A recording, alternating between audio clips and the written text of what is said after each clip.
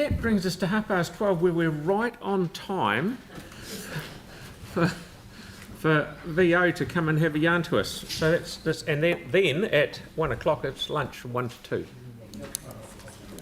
Yeah.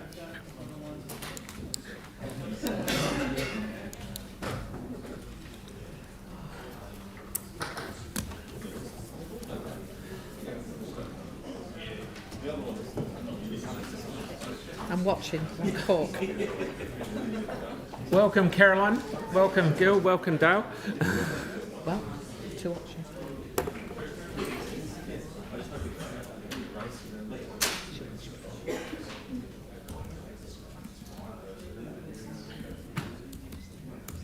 Thanks, Mr. Mayor.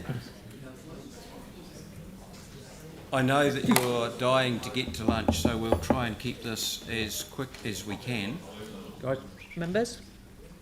The primary purpose today is to talk about the quarter one, that's up to 30 September, quarter for venues Ōtautahi. Secondly, and I hope very briefly, if at all, to talk about the annual report, which is now an historical document because that's up to the 30th of June. But in that quarter one report, we'll probably try and take a bit of a glimpse into the future as well, and then it's open for any other discussion that you might want. I'm going to ask Caroline to lead this, and Dale, CFO at Venues Ōtautahi, to chime in where there might be some questions around numbers, etc. So Caroline, can you take us through that? If there's anything else that you want us to cover, we'll do so. Lovely, thanks Gil. Afternoon everyone. I'm sure you're heading into lunch on your last meeting of the year is probably a delight, so we will try and keep this brief.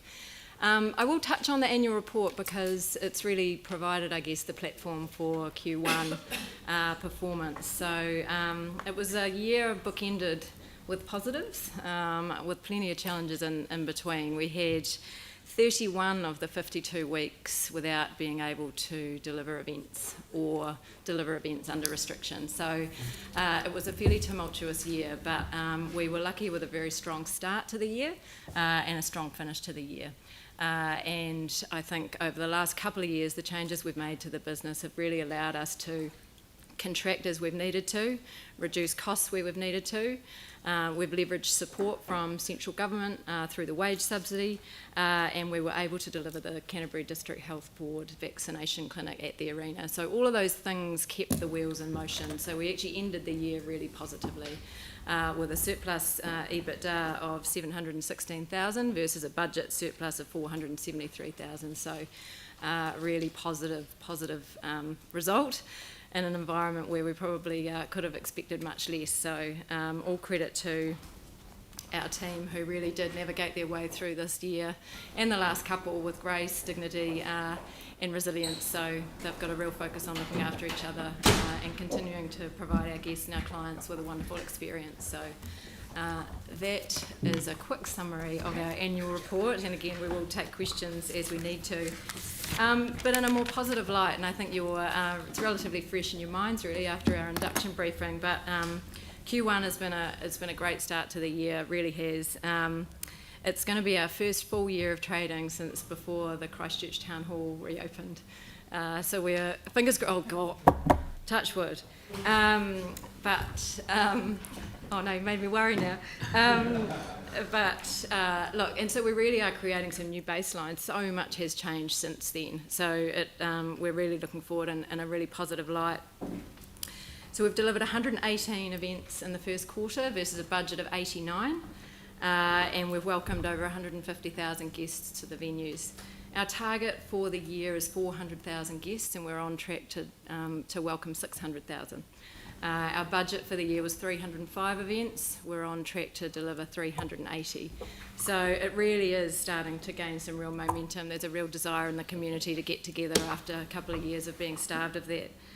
Our operating income is 1,517,000 higher than budget, and we've got an EBITDA surplus of 182,000 against a target deficit of 36,000. So again, we are really tracking well. A couple of highlights, and again, I don't want to repeat ourselves from our induction briefing, but we welcomed the Black Ferns and the All Blacks to Orange Theory Stadium, which was awesome. That sold-out match, I think, demonstrated how important it was for the city to welcome the All Blacks back to town, hopefully a little more often as we crack on into the next few years. And we've also we have a strong forecast ahead. So Elton John, we've just had 660, the Killers, Cirque du Soleil next year, and we had the T20 Tri-Series at Hagley Oval too. So you're seeing all of the venues getting a really diverse range of events, which is fantastic for the community. With Te Kaha, so again, we've focused a lot on detailed design and making sure that those whole-of-life costs are reflected in any capital cost decisions. And also now with confidence that we are moving forward, have commenced the development and execution of the commercial strategy for Te Kaha. So the first phase of that is to identify and value all the commercial assets. And then phase 2 is to execute the sales strategy, which will commence in about March 23.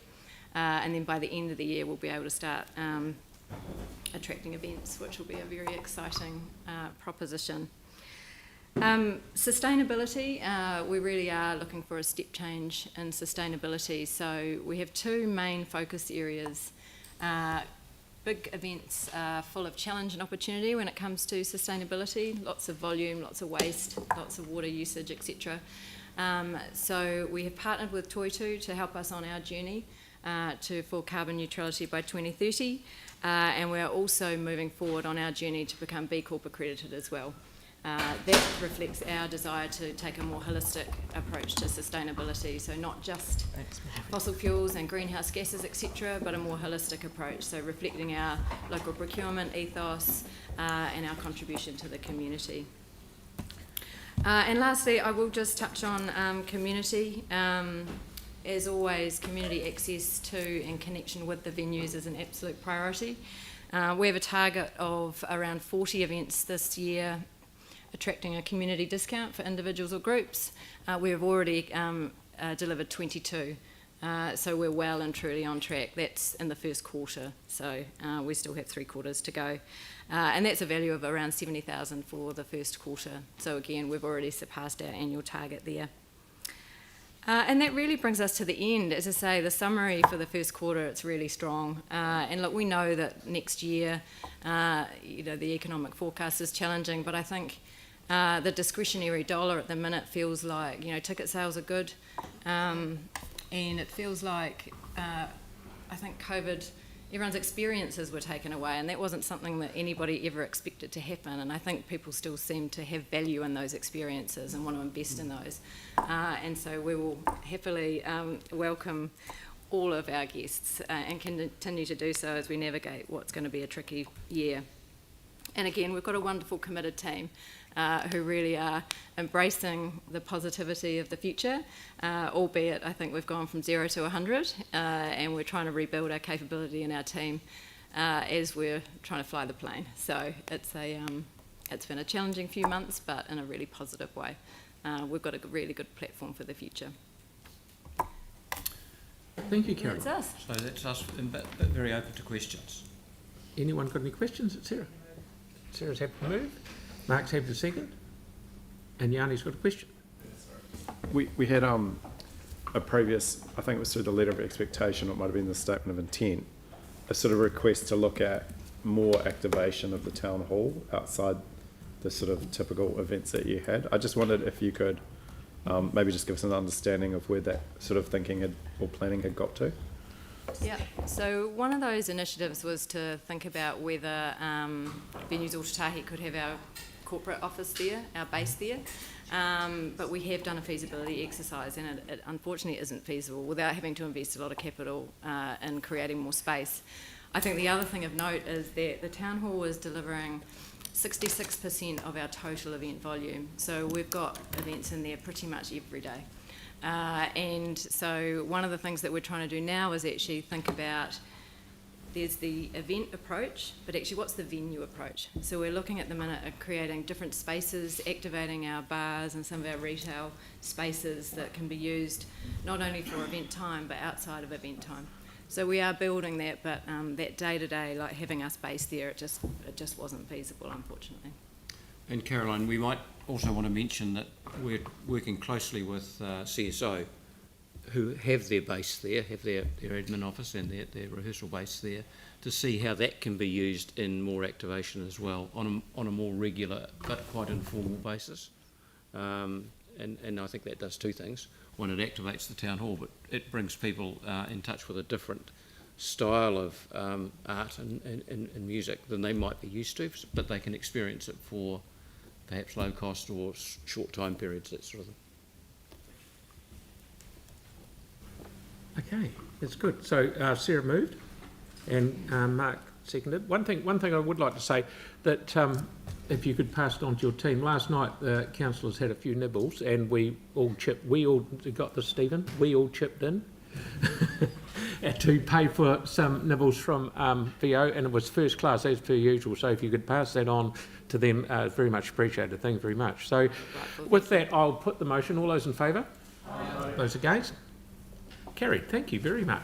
Thank you. Good Christmas. Merry Christmas to everyone here. Thank you. Merry Christmas, Dawn. Merry Christmas, Gil.